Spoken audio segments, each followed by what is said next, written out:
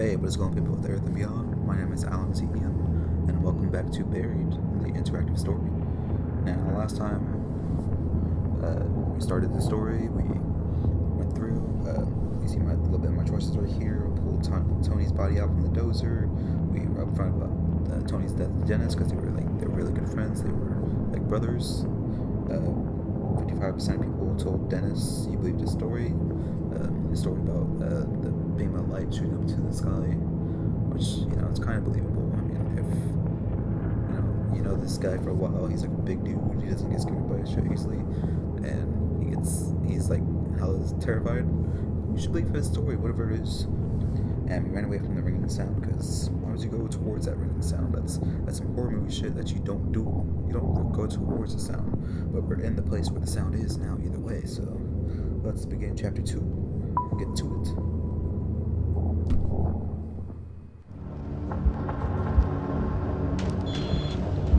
Alright, this looks like a subway tunnel. We're standing on the thin platform of what looks like a fancy subway. The rails are well used but not old. There are small overhead lights that are very dim, as if they are running on emergency power. The dim overhead lights are a blessing. The size of the place makes me feel vulnerable. Staring ahead, the tunnel seems to be endless. It's almost dizzying. Wait a sec. I think I tried this last time. I don't want to turn the sound off all the way though. Okay, I should have turned the sound a bit down. Okay, where's that? The dim overhead lights are a blessing, but the size of this place makes me feel vulnerable. Staring ahead, the tunnel seems to be endless. It's almost dizzying. But there's a small light further ahead, and that space that breaks the monotony of the tunnel's curved surface. Another platform, maybe. Why are we in a fucking subway tunnel? But Dennis, so what do you think about this? Looks like we're waiting for the D train, Dennis says with a deadly sounding cackle. Also, the ringing noise is louder down here. It's much more solid now, and there's some other sound. Something like the faint hum of machinery. What's your take on this, boss? You think we're safe here? Dennis asked. Not at all. This is what I think to myself if I don't want to let Dennis see that I'm rattled. While he seems to be limping along much better than when we first stumbled into this place, he's still in rough shape. I'm leaving him here, and I should probably make him feel confident in that.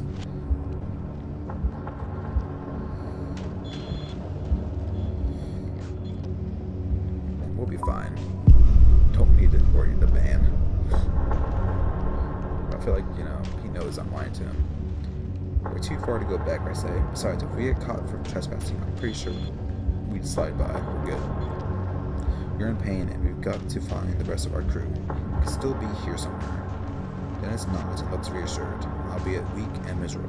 From the looks of it, we can go either left or right. The left is slightly lit, the right not so much.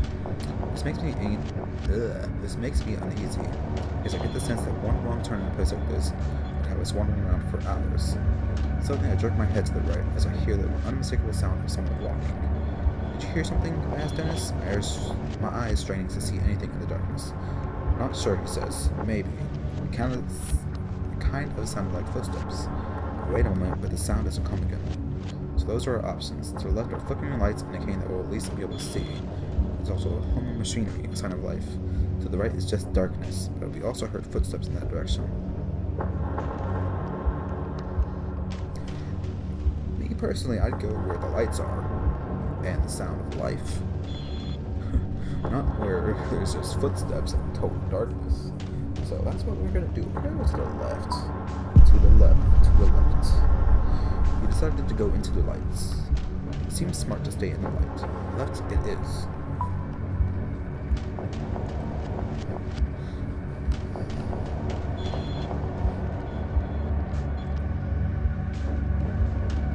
As we head left, the lights ahead are like a beacon in the dark, luring us forward. So, someone left the lights on for us, Dennis says, trying to be funny, but creeping me out instead.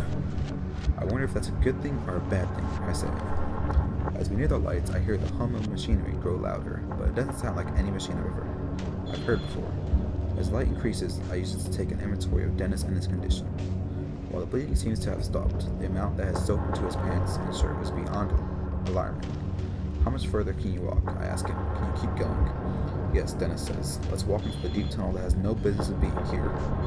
Now, fully stepping into the light, I notice that the sound of machinery is coming from an area on the left side that's protected by a guardrail. Wisps of bright blue light dance on the walls as they leak out from whatever is below. I also notice a post sign that says danger, severe radiation poisoning threat. Yeah, we're just gonna stay back and move on, because we don't need no radiation. Dennis, I don't think we should go near whatever is down there, I say. Dennis studies the blue light a bit longer and then nods. He's hurting enough as it is. I don't think we need to add radiation poisoning to his list of ailments. No, we do not. Or mine, for that matter. We step away and take off down the tunnel again. As I start walking, I notice another structure coming into view up ahead.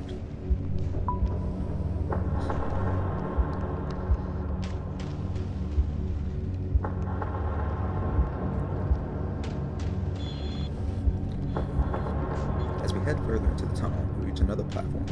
There's lights coming from the platform. But like the overhead lights, they are dim, red emergency lights. I start to wonder if the explosion at the logging site caused a power outage in this place. Whatever this place is. The ringing noise that I originally thought was in my head is getting louder. I'm starting to think it's some sort of alarm. When we come to the large open area in the tunnel, it further resembles a subway station. As much as I try to ignore the reality, it's undeniable. We have stumbled into some sort of high-tech transportation system that is buried beneath the forest of Kentucky. It makes absolutely no sense and creates an entirely new sort of fear as to what the hell we have walked into. I notice that Dennis seems confident, though. When we reach the large opening, we have to climb over the rails and up onto the platform.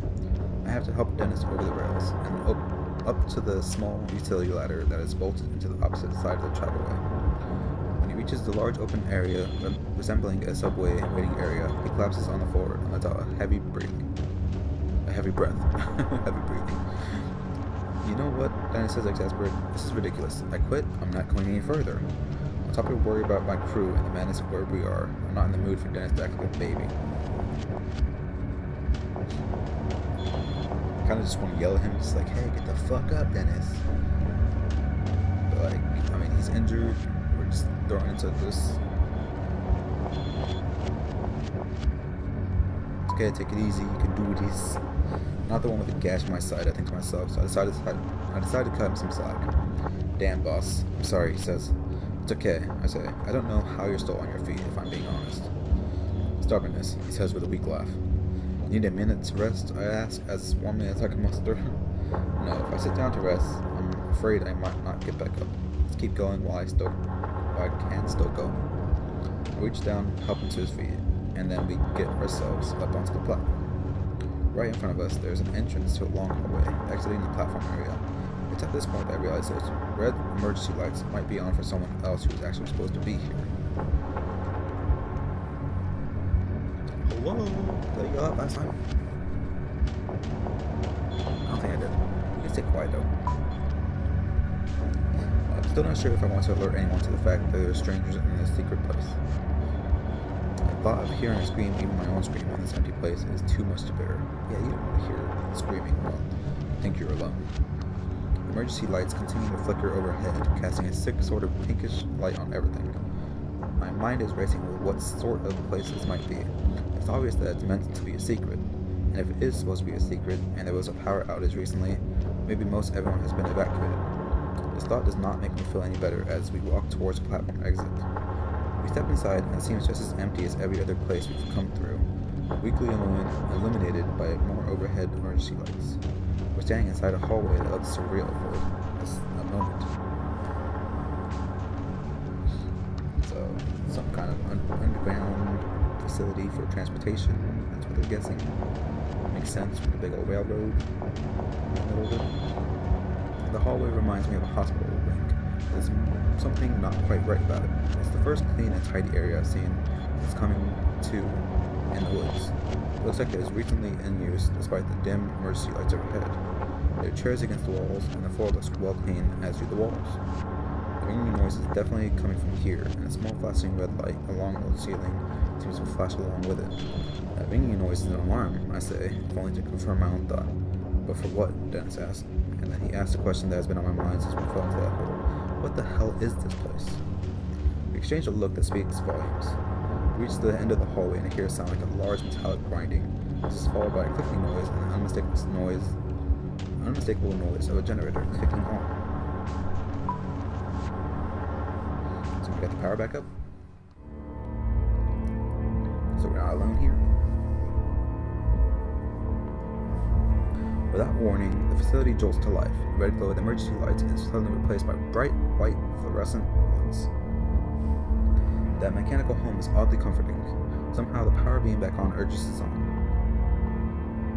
It's then that I notice the ringing noise has stopped. So it had been an alarm, but for what? Just a power failure? We head down the hallway, the electrical hum of the lights sounding eerie overhead. Other than that, the place is quite dead. The hall is about 100 feet long with 2 main doors. One door opens to a large room that looks like a conference room with a whiteboard and papers strewn about. Across the hallway another door looks like a laboratory of some sort. Dennis slumps against the wall in defeat and lets out a scary sounding chuckle. Something funny, I ask, as a dark and brooding panic starts to grip me. Dennis just keeps chuckling as he slides down the floor. I'm just gonna sit here while you look around, he says.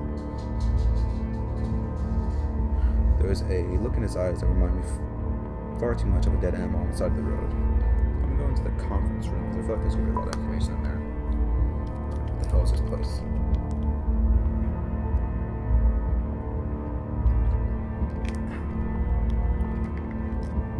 A large table sits in the middle of the room, lined with a series of chairs. It looks like something straight out of a showroom. A well-used whiteboard hangs on the wall, and there are scattered papers on the desk. Look at the whiteboard first, because all those papers are going to take a minute. A few things are scribbled on the whiteboard, mostly formulas and names. But there are some things that are easy to understand, things that make my blood go cold. Subject number 6, cause of death, embolism or aneurysm, or both.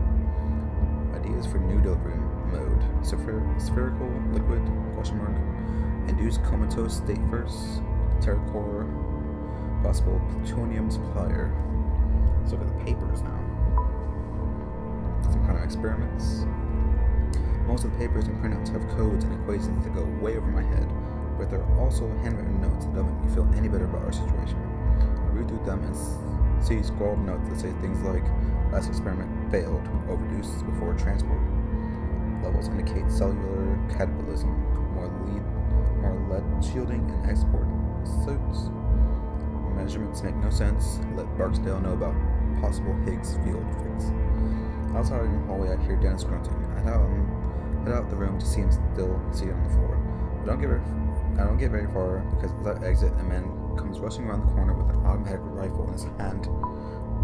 Don't shoot us. But I'm supposed to be here. So calm down.